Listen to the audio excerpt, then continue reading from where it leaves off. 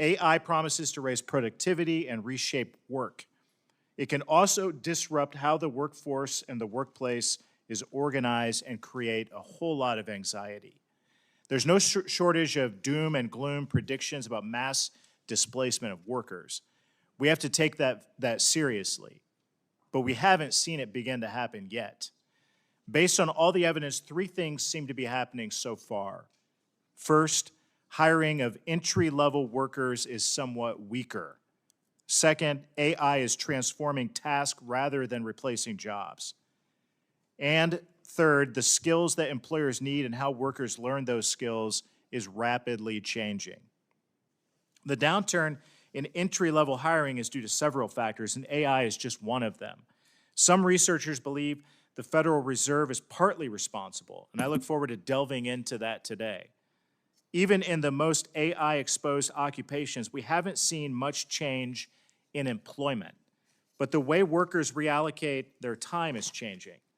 In some occupations, things like data entry and simple coding are already mostly automated, but checking AI output is a whole new discipline. Finally, when we consider how workers acquire and use skills, we have to think about employment pipelines. A lot of workforce training happens on the job. Entry-level workers aren't just hired to do their jobs, they're hired to gain experience and grow into more advanced jobs. Every master craftsman was once an apprentice. Every doctor started out as a resident. And most of our staffers in our offices started out as interns. The real challenge is for graduates and young workers to acquire the skills they need to enter the workforce and get on the first rung of their career ladders. If those opportunities dry up, then some of our young workers can't access them. It will be a big problem in the labor market over the long term. Helping workers master the skills they need to succeed in the AI economy starts with getting better data. Existing labor statistics too often fail to tell us how occupations' tasks are changing, what skills are needed, which jobs will grow and shrink, and how workers move through the labor force because of AI. That's exactly why I introduced the AI Workforce Prepare Act with Senator Hickenlooper, Senator Husted, and Senator Hassan. The Census and Bureau of Labor Statistics need more expertise to analyze and forecast AI's impacts. They need to share more data with state and local governments and collaborate with private researchers. Billions of dollars of spending on workforce development programs rely on good data. But better data is not a goal in itself. We need to make better decisions to beat China in the AI race. We need to train and equip American workers in nearly every industry to compete and win in the AI economy. We also need to make sure small and medium-sized businesses don't get left behind while the biggest companies sprint ahead. America will win the AI race with China by maximizing the capabilities of all of our companies and all of our workers. I look forward to hearing our witnesses' perspectives on exactly how we can accomplish that. But before we do, I want to recognize the ranking member, Senator Hickenlooper, for his opening statement. Thank you, Chairman Banks, and thank you for holding this hearing. I want to thank our panel for making the time to be here and to provide testimony. Throughout human history, the world has experienced industrial revolutions that changed every sector of our economy.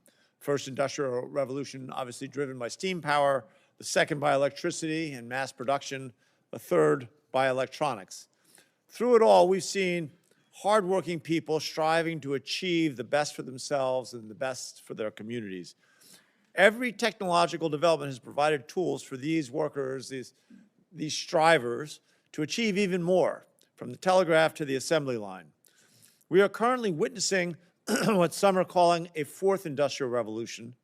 Technological advances in artificial intelligence and automation are changing how we create, how we communicate, how we work, and how we live. These new tools, like the ones that came before, come with great power, but also great responsibility. Small, medium, and large organizations alike are feeling the transformative effects of AI. There's an ever-growing crop of AI assistants claiming they are ready to help you revolutionize your house or your business. But today's businesses wonder, how do I know which tools are worth our investment and which ones overpromise and underdeliver? Our governments all want to make use of these promising new technologies. Pacific Northwest National Lab has built AI tools to streamline and accelerate the permitting review process for critical infrastructure. Health and Human Services used AI to identify polio outbreaks. And the Colorado Department of Labor and Employment is using AI to improve its customer service experience. But no one feels this revolution more acutely than our workers. Today's worker must navigate a dizzying maze of systems that are increasingly automated. Job applications, interviews, human resource systems. Each of these entry-level roles are shifting and often driven by AI. New AI-driven tools are being implemented across sectors with oftentimes little to no training on how to use them. We need to ensure that workers are getting the training they need at every level, whether they're searching for their first job or transitioning to a new role in the same field or looking to switch industries altogether. Today's workers have got to ask themselves, how am I going to keep up? Or even better, strive and thrive in this AI ecosystem. That's what's driving this hearing today. As we see AI impacting the workforce in all these different ways, we need to work together on making sure we get the right path forward. How do we help employers, educators, and workers prepare for what's next? We envision a fully connected ecosystem where all these entities are communicating with each other, among each other, sharing proven practices, forecasting needs, and developing strategies for overcoming these obstacles together. We're working on a bill to encourage just that. Our bill brings together regional partnerships of educators, industry and intermediaries to provide credentials, apprenticeships, other jobs and training that use AI. Because who knows better than workers and the businesses and educators in a region that, in any given region, than the workers, businesses, and educators in that region. We've also been working on a bill with Chairman Banks, as he mentioned, and Senators Hassan and Husted, called the AI Workforce Prepare Act, which would direct the Department of Labor to gather and analyze data to better inform us exactly how AI is impacting the labor market. Informed policy starts with good data. You can't say that often enough. Too often we don't see it in this building. And this work is going to provide essential insights into job transitions, layoffs, and future worker needs. This is a monumental task ahead of us in this fourth industrial revolution. The capabilities of current technology are well beyond previous generations' wildest dreams. We are confident that with the guidance provided by people like all of our witnesses here today, we can forge a path in the right direction. We need to look at what the research is telling us about how the workforce is shifting and how we can accommodate that and give them a leg up. We need to partner with folks on the ground in our states who are innovating with AI and with workers and employers. We need to shape worker-forward policies to set striving Americans up for success.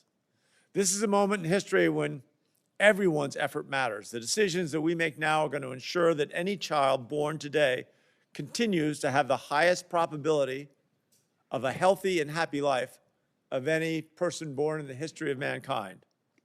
Thank you all for your testimony and for taking part in our hearing today, and I yield back to the chair.